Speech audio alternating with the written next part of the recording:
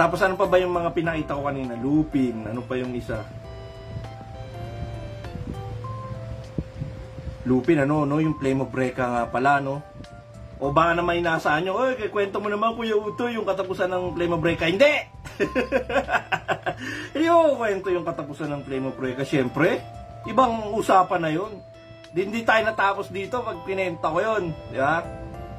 Pero ano lang yun, ang mga mas paborito, nung mga panahon na yun, mas paborito namin yung Flame of Recca kaysa sa Lupin, syempre. Pero pareha sila maganda. Pero kasi, ang problema, yung Lupin the Third kasi, 3 beses pinapalabas sa isang linggo, MWF. Tapos yung Flame of Recca, Tuesday at saka Thursday lang. Kasi 2 beses lang, 2 episode lang meron sa loob ng isang linggo. Konti, talagang sobrang bitin. Kaya nangyayari sa amin noon, tuwing Wednesday at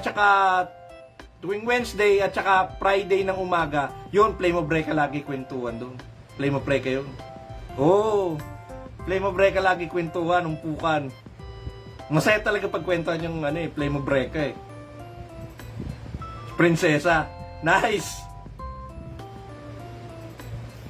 Marami ding nagaganap doon kay Ira. yung si Ira yung naguhubaran yung damit niya, no? Sa Japanese version, walang sensor yun. Sa GMA kasi syempre may censored na yun. Pero sa wala. Kita. Bigla kayo umalis dito sa ko ha. Baka bigla kayo umalis dito sa stream ko. Uy, talaga bang hindi censored yung yung kay Ira? Talaga bang hindi censored yun?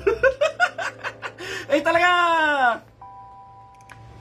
Mamaya nyo na alamin kung talaga bang may sensor daw wala. Pero ako, alam ko wala. Pero yung sa version ng GMA, meron. No. Sa GMA, meron may sensor yun, siyempre. Eh di nabatas sila pag wala.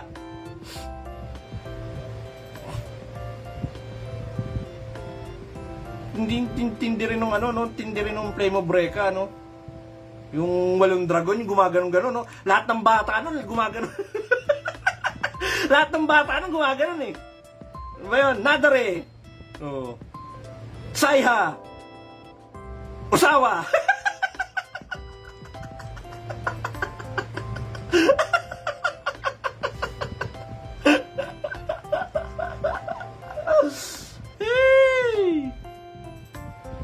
Tindi, no? Ang tindi, no? Tindi ng na yun. Ang tindi ng Flame of Recca na yun. Ay, hindi ko nakabisado yung mga dragon nun. Hindi ko nakabisado, ha?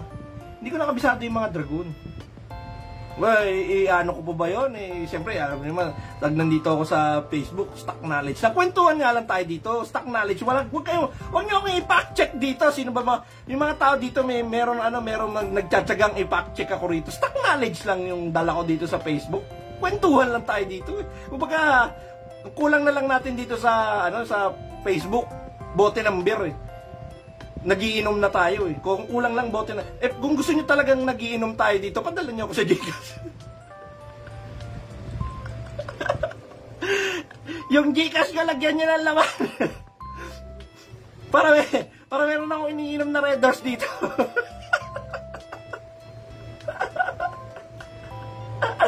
Ay! Ayun, Saya, Nadare, Homura, Setsuna, Madoka, Rui, Koku, Reshin. Ayan, si Eskida James, Kairan. Mga dragon, lahat ng bata nung gumagano, Tapos yung mga kaklase ko nun, nagpapatato ng dragon. May mga tattoo ng dragon, yung lahat naman siguro kayo nagkaroon ng kaklase na magaling mag-drawing, 'di ba? Lahat kayo nagkaroon ng kaklaseng ganun, galing niya mag-drawing, eh. Kahit hindi akma yung letra, sige.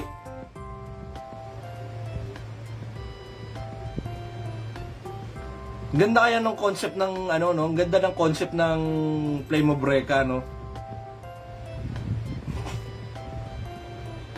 Maganda concept nun, eh. At saka labanan. Maganda rin yung mga pangalan ng maganda rin yung Dylan, ang ganda ng ang ganda ng pangalan niya, no? Dylan Mikagami. Ganda ng pangalan. Siguro meron akong barkada ang naging naging pangalan niya sa anak niya, Dylan dahil sa Flame of Recca Pero kasi naman yung Dylan, pangalan din naman ng Amerikano yun. Pero meron akong barkada na gano'n na yung yung anak niya pinangalan niya Dylan. Ganda nung ganda nung na yun, ganda yung tapos si Lorcan. Nakalimutan ko yung nakalimutan ko yung armas niya, yung parang nagiging 5 yung parang 5 yata yung kayang gawin ng armas niya. Yun si Aben Bernas, Max Domon. Oo nga, bitin nga yun, hindi nga tinuloy yun. Cheese Edwin Saudin, pero bitin boss, parang kulang sa anime kumpara sa manga. Oo nga, hindi na nila tinuloy, pero sana nga tinuloy nila, Ganda pa naman. Ganda pa naman ng Flame of Recca. Ang ganda nun Marami kaming mga kwentuhan doon ng mga siyempre mga bata nun mga delusional mga bata nun May mga bata kami nun, sarap palalahanin mga ganung bagay Flame of Recca, Pero kahit hanggang ngayon, pa rin yun patok pa rin yun Marami pa rin naghahanap ng marami pa rin gustong maghanap ng katotohanan tungkol sa Flame of Recca. Pero di ko kukwento yung katapusan Grabe kayo Ang nagugustong kapangyarihan doon kasi kay Dylan, maganda yung kapangyarihan niya, ice, yung icicle, yellow. Magaling siyang magaling makipaglaban si Dylan. Madaming bitin nga doon yung kapangyarihan niya ni Ira, hindi na kumpleto Okay, so much for that.